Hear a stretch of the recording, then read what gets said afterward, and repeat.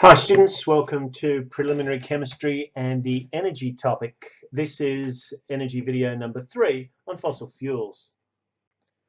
We're going to have a quick skate through the whole idea of the chemistry associated with fossil fuels now for two reasons. Number one, we're going to revisit again later in both this topic and in your HSC course.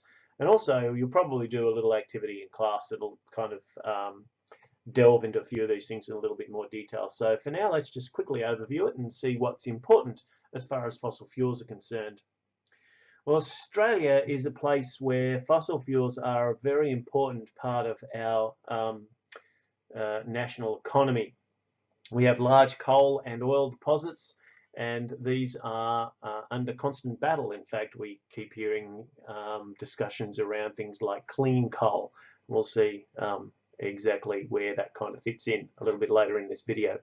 But the important things are that fossil fuels are an important energy source, and they are what we use to run our cars, to produce energy in our homes, even to just produce portable sources of energy from cigarette lighters to gas cylinders for our barbecues and so on. So fossil fuels are very, very important. They come in three varieties, solid, liquid and gas basically. The solid fossil fuel is coal, and there are a couple of different types of coal. The liquid form is petroleum or crude oil.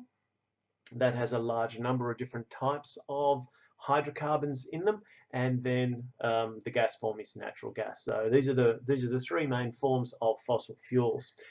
They have originated from the burial and subsequent fossilization of ancient life forms, both plant and animal, and so that means that ultimately their fuel, their energy source can be traced back to the sun.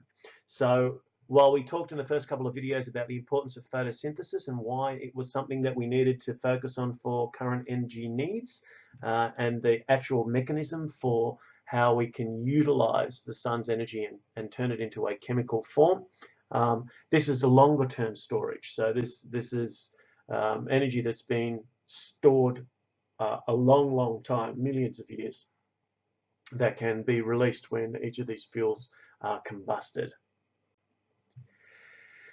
As I mentioned, the important thing about the fossil fuels is their origins, and those origins are photosynthetic. And there's a couple of important processes here. I'm sure you're aware of the process of fossilization. Decomposition is the most common thing that happens to plants and animals when they die. And their bodies are, or at least their compounds, are recycled through ecosystems. But if we can get organisms to be buried very quickly in low oxygen environments, it's possible that we may be able to slow down or stop those processes of decay and decombustion. And as a result of that, the materials that are locked up within those tissues can remain available for very, very long periods of time and will be slightly modified by the processes of compaction, pressure and or heat. And this is what turns fossils or once living organisms into fossil fuels. So the three different types that we want to have a quick look at, and as I say, you'll probably do a little project in class on each of these. The first is the solid form. Coal is the solid fossil fuel.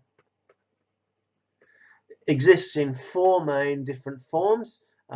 Peat is the most inferior quality, right up to anthracite, which is the deep black high quality coal.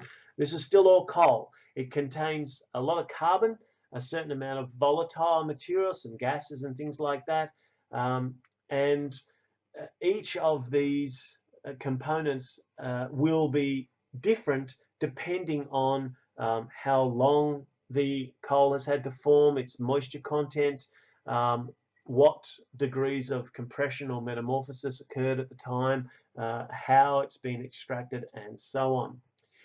As a general rule around coal, as the moisture content decreases, the specific energy of coal increases, improving the quality of coal as a fuel source. So ultimately, though, when this is burned, the or combusted, the products are going to be carbon monoxide, carbon dioxide, and water. This is usually the products. So when we talk about clean coal, we're still talking about these as the products of combustion. I'm not quite sure that I understand exactly what clean refers to when it's talking about coal. I'm presuming what we can do is look at some of the volatile matter, some things like sulfur content, which has quite a negative effect on the environment, can be reduced, or at least high quality coals will be lower in those sorts of compounds. But the burning of coal is still going to release carbon dioxide into the atmosphere and contribute to the greenhouse effect. So that's pretty unavoidable with the burning of fossil fuels. The second is crude oil. So this is the liquid fossil fuel, one that you probably looked at in relation to fractional distillation. A lot of different fractions are present in crude oil, so it's a mixture of a range of different types of different hydrocarbons, so compounds containing carbon and hydrogen. And the composition of crude oils is also something that varies in different parts of the world.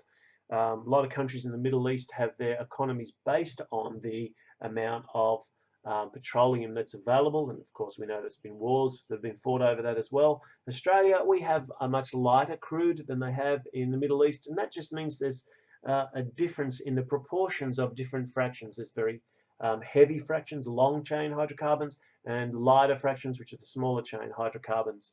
One of the impacts of differences in the fractions that are present in different types of crude oil may be a consequence, or at least may contribute to the different quantities that we get out and whether or not we actually break those longer chains into shorter chains for our own usage. And the final one to just quickly talk about is natural gas, and obviously this is the gaseous fossil fuel. Lots of offshore sites in Australia where we have natural gas occurring. The major component of natural gas is methane, and this is also the major component that comes into homes that are supplied with gas. Ethane is also an important component, and ethane is very, very important in the manufacture of polymers, plastics, and antifreeze, particularly its cousin, if you like, ethene. Propane and butane are also gases which can be compressed to form liquefied forms, or LPG, liquefied petroleum gas. These are also often found as components of natural gas. So this gives you a bit of an overview of the important fossil fuels, and as I say, we'll probably do a little bit more on each of these in depth in class. Thanks for watching.